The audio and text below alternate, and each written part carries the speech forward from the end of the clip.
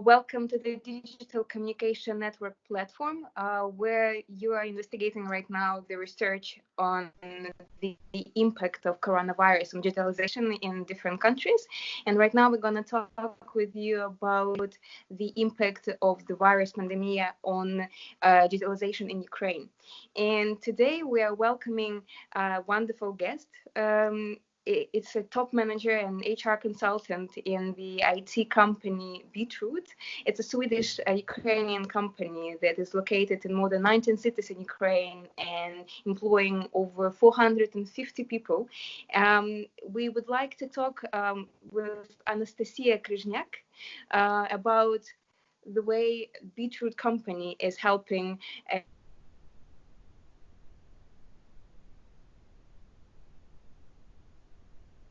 it's their own employees to go to the helping different companies that they're working with their R&D capacity and digitalization processes in their work. Welcome, Anastasiya. Thank you so much for joining us today. Please, can you tell me a little bit about the Beetroot company practices when it comes towards the distance working that is right now one of the major trends in the world and of course in particular. Can you explain me and tell me a little more about that?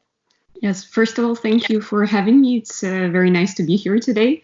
So what you need to know about Beetroot is that we've been working remotely with our clients for all of our existence.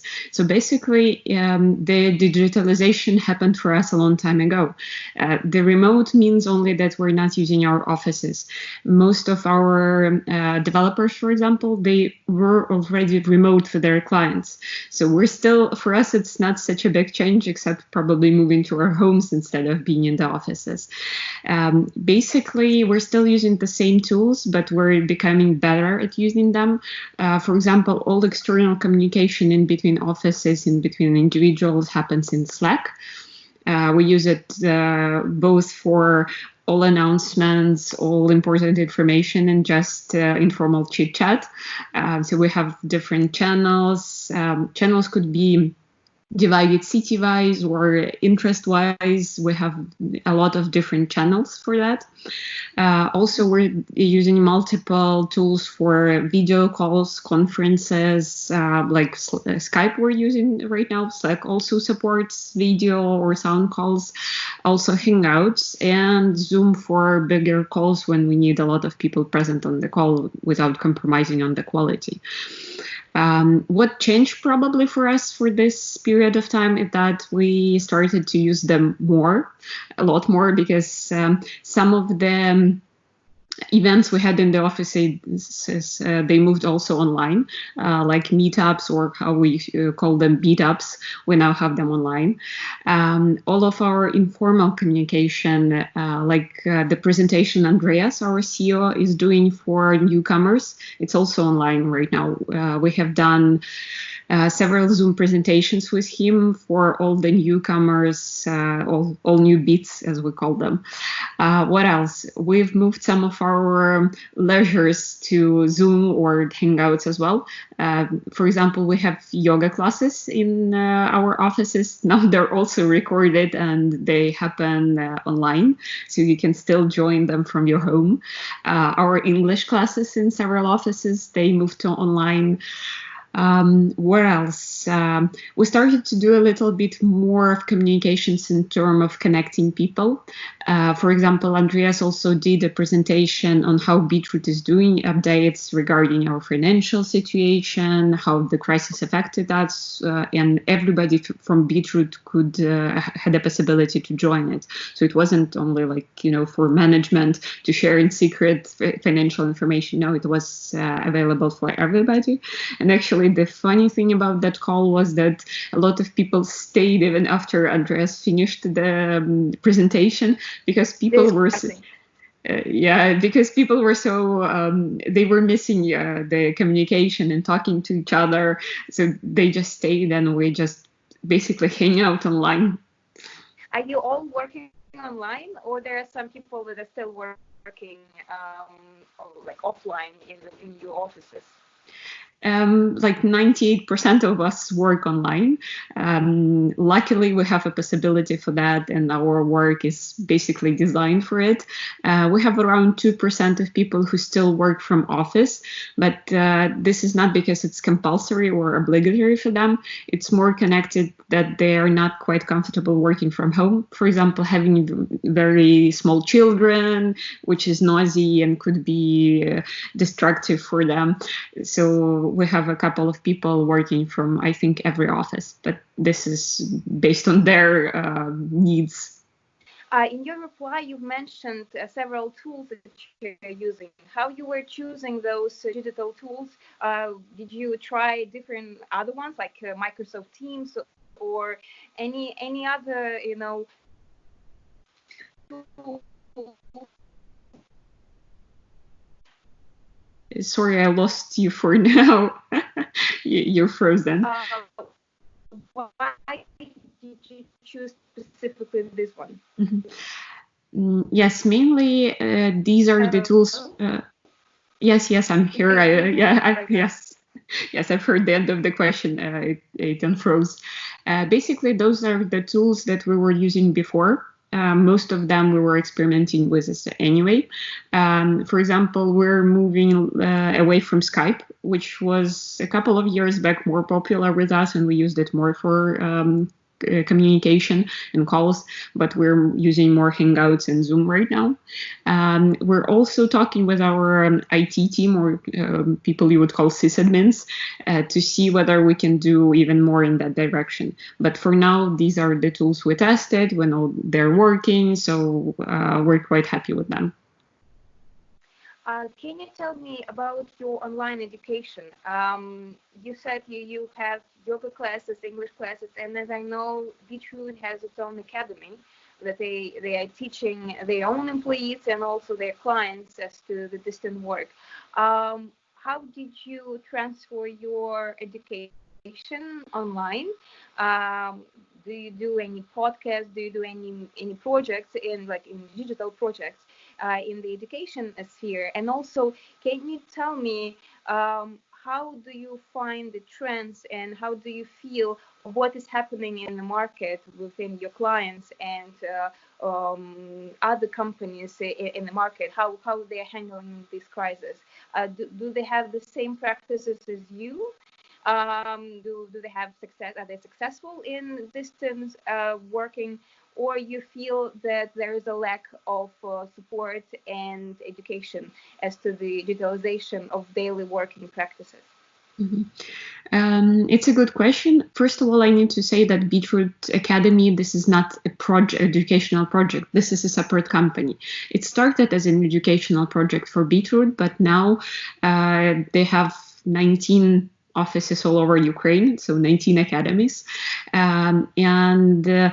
I'm not as privy to talking about Beetroot Academy because this is a separate company. I'm involved with it, but mainly because I write a course for Beetroot Academy. I know it was a bit of a challenge for them moving completely online because before they practiced blended learning when you learn both online and offline. But now they're moving completely online and working more on different schemes of payment for courses, involvement of students, also testing different tools. But maybe someone from Beetroot Academy is better to speak about what happens in your kitchen. As for our clients, of course, some of them are doing better. Some of them are still adjusting.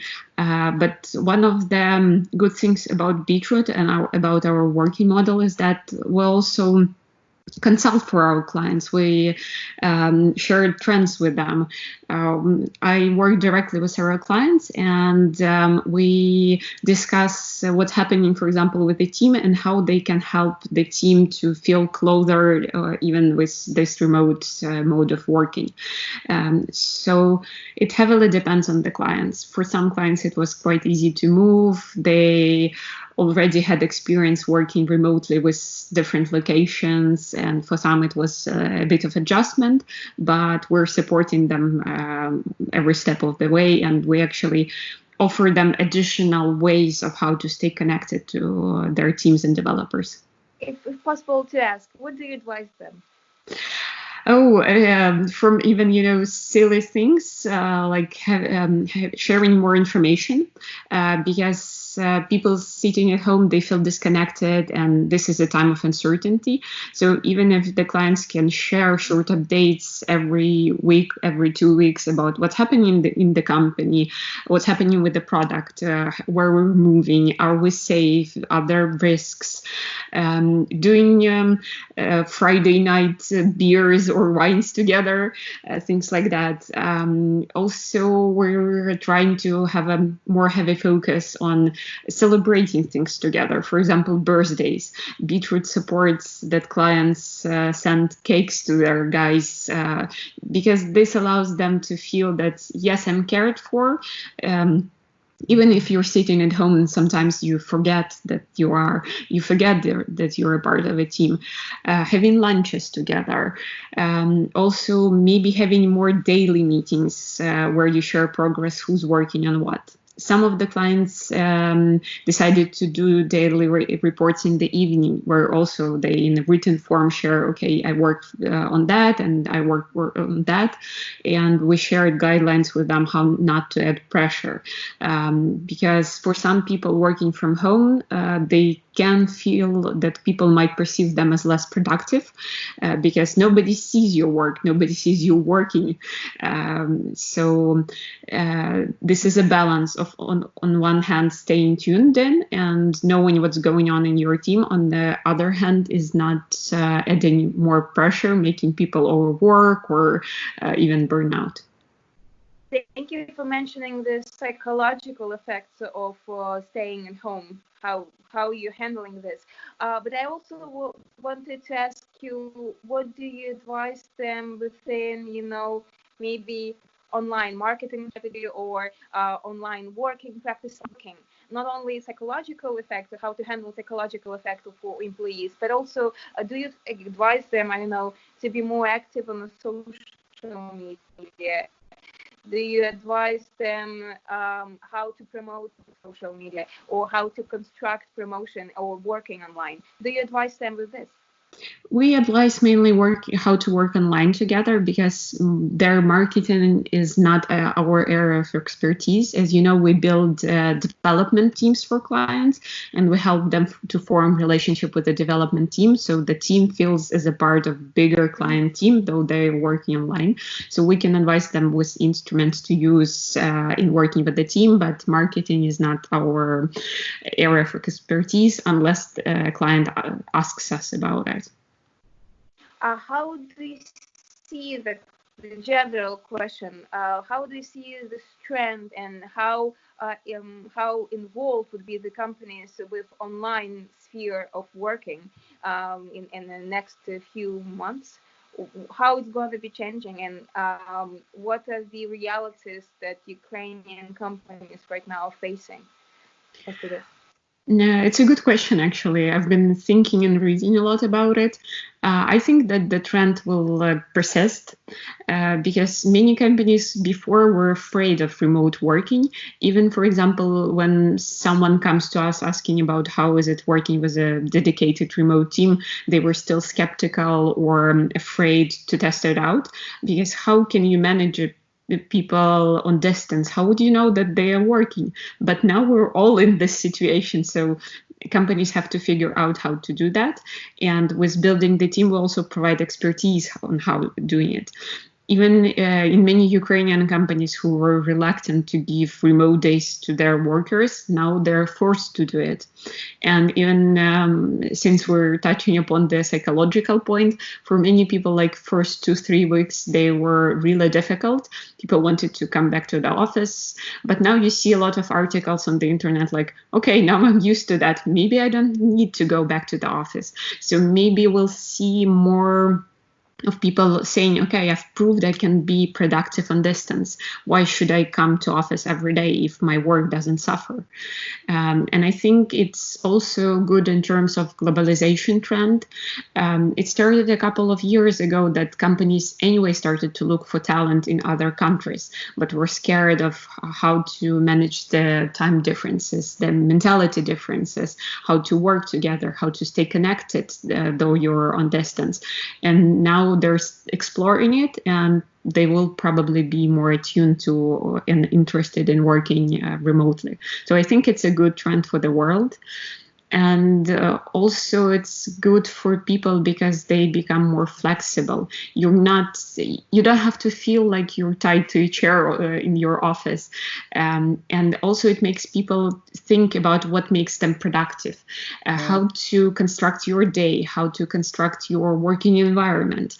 I've listened to one of podcasts on remote working, and the speaker said that now you have every possibility to try different things. Maybe you're more productive at 7 a.m. So try working in the morning, try working in the evening. Now you're not so connected to office hours. You have every possibility to see whether you're good working, I don't know, standing up, laying down. So from all of those small perspectives and points, people can test out the environment, and companies can test out how it is working for them. Do you think Ukrainians and Ukraine in general is ready for that? I think we're becoming rapidly ready for that. Of course, not all of the companies are 100% ready. I can imagine that companies that are more frigid, more rigid in their ways of thinking, it's a challenge for them because for many companies, it's still, if you're present 8 hours on your workplace, then you're working. But I guess the situation kind of makes them reevaluate their mental models in that way. What about the mentality of Ukrainians? Are we ready to shift? And what do you think about the general digitalization about the population? Are we ready to employ new people? So we need to train them in order to use internet and know how to use internet and know how to use all those instruments, and for them to understand the necessity to learn that and adapt to this new reality very quickly. Do you think Ukrainians are ready for that? That's a good question. I usually like to say, that Ukraine is a country of this big gap. This is an assumption. This is not in any way tested.